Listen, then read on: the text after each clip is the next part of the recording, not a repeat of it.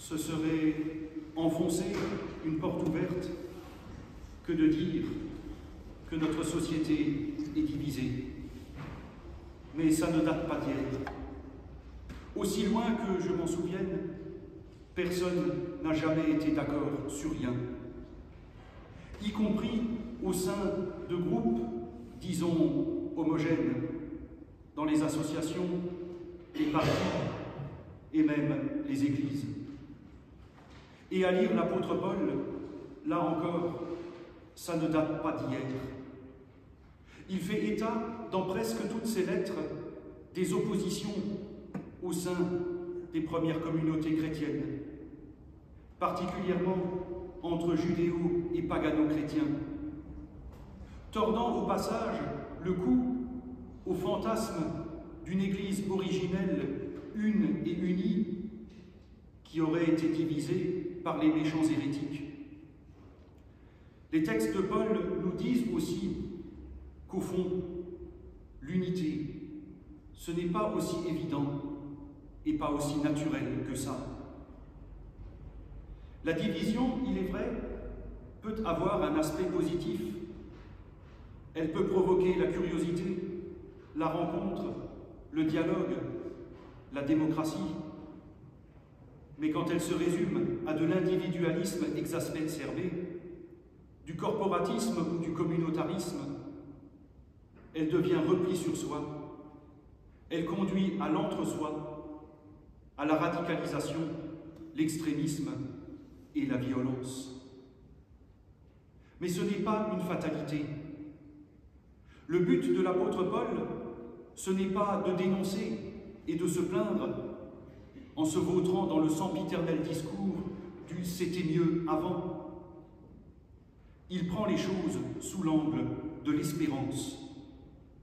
Tout ce qui a été écrit jadis l'a été pour notre instruction, afin que par la persévérance et la consolation apportées par les Écritures, nous possédions l'espérance. Le but premier de l'exhortation de Paul n'est pas de dénoncer ou de se plaindre, mais d'appeler à l'espérance. Une espérance fondée sur Jésus-Christ, qui s'est fait serviteur et signe de miséricorde. Jésus nous rappelle que la foi nous place au carrefour de l'individu et de la communauté, affermissant notre identité en nous appelant par notre nom depuis notre baptême et nous unissant dans une communauté que nous n'avons pas choisie, mais où nous avons une place, une pierre à apporter, où nous ne sommes pas interchangeables, mais où nous ne sommes pas non plus le centre du monde. Jésus, unissant autour de lui des disciples d'origines différentes, des Juifs, des Grecs et même Judas, nous rappelle qu'unité ne veut pas dire uniformité et qu'être égaux ne veut pas dire être identique. Paul appelle à se tourner vers le Christ, nous rappelant à tous qu'il nous accepte sans condition. L'apôtre nous rappelle que Dieu nous aime sans condition. Une attitude de grâce qui nous oblige alors à ne pas rester campés sur des préjugés et rester prisonniers de fausses représentations de nous-mêmes et des autres. Cet exemple du Christ doit nous conduire, conscients de nous-mêmes et ouverts aux autres, à élargir l'espace de notre tente, à ne pas rester cantonnés sur notre précaré et à faire de notre foi une préoccupation d'humanité, comme Dieu s'est préoccupé de l'humanité en s'incarnant en Jésus-Christ. En 2000 ans de christianisme, beaucoup de questions se sont posées sur la divinité de Jésus, avec la définition, par exemple, de la double nature divine et humaine de Jésus de Nazareth. Mais est-ce vraiment là l'important? Ce qui compte, et nous pouvons le méditer pendant ce temps d'avant, c'est l'humanité de Dieu, dans, avec et à travers Jésus-Christ. Dieu se fait proche de nous pour partager notre expérience humaine et faire de notre foi, et par conséquent de notre vie, non pas un code moral, un conformisme ou une pression sociale, mais un élan de vie et de résurrection. Parce que la gloire de Dieu, c'est l'homme debout. Je disais tout à l'heure que Paul ne se perd pas en plaintes et en invectives.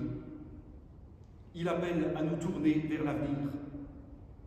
Son discours est un discours d'espérance où, dans l'accueil, il est dit quelque chose de la vocation de l'Église, appelée à devenir, au sein de nos sociétés, signe de consolation, de persévérance et d'espérance. Le philosophe Jacques Derrida disait que l'hospitalité est l'attitude la plus religieuse qui soit. L'hospitalité dit « j'accepte de ne pas tout maîtriser ». Qui sait ce que celui qui vient va provoquer dans ma vie? De combien d'aventures, de rencontres et d'événements pourrions-nous nous priver si nous fermons nos portes? Lorsque l'accueil ne se fait plus, se met alors en place le repli sur soi, la reproduction du même, et finalement, comme le membre du corps dans lequel le sang ne circule plus et qui finit par se nécroser, vient l'extinction. Or, c'est la vocation de l'Église que d'être hospitalière envers celui avec qui nous sommes en position d'altérité, parce que c'est ainsi que nous rencontrons Dieu. C'est avec cette attitude d'hospitalité que nous pouvons aussi accueillir le Christ qui vient. N'oublions pas que ceux qui attendaient le Messie non seulement ne l'ont pas reconnu lorsqu'il s'est trouvé en face d'eux, mais ils l'ont condamné, frappé, insulté, crucifié, parce qu'ils n'étaient pas prêts à l'accueillir, à force de l'avoir enfermé dans leurs préjugés et leurs représentations. L'attitude hospitalière, l'accueil, est une attitude de vie. Elle dit l'ouverture et la confiance. Elle dit la foi.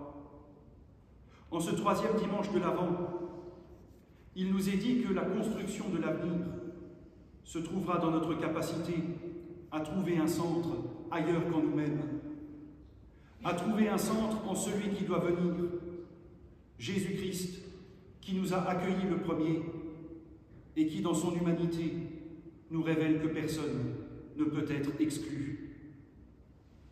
Aussi que le Dieu de la persévérance et de la consolation nous donne d'être d'accord entre nous, comme le veut Jésus-Christ, afin que d'un même cœur et d'une seule voix, nous rendions grâce à Dieu, le Père de notre Seigneur Jésus-Christ, et que le Dieu de l'espérance nous remplisse de toute joie et de paix dans la foi, afin que nous débordions d'espérance par la puissance du Saint-Esprit.